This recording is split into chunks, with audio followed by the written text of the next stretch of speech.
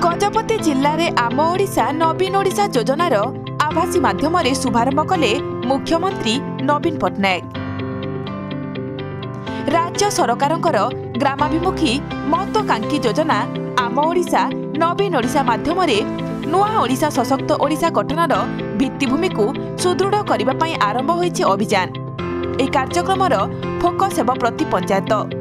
भुवनेश्वर आभासी जोगे मुख्यमंत्री श्री नवीन पट्टनायक कार्यक्रमर 11तम दिन में कंधमाल अनुगुल और गजपति जिले में यह योजनार शुभारंभ करिसेंती।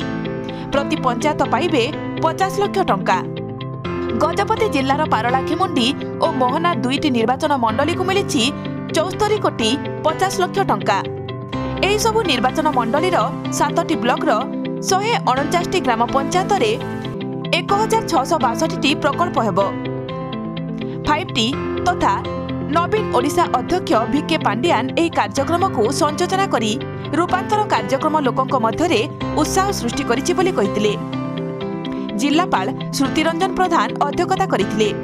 काशीनगरठारे मो ओडिशा नवीन ओडिशा कार्यक्रम उपजिलापाल श्री आलोक प्रधान, बीडीओ श्री अनुप कुमार पंडा, ब्लॉक अध्यक्षा बालासाई अम्मा, जोन 2 जिला परिषद सभ्या आर राजलक्ष्मी एवं सरपंच समिति सभ्या एवं शक्ति मिशन समस्त मां माने उपस्थित थिले। Gajapati Simanchal Maharana report G99 news.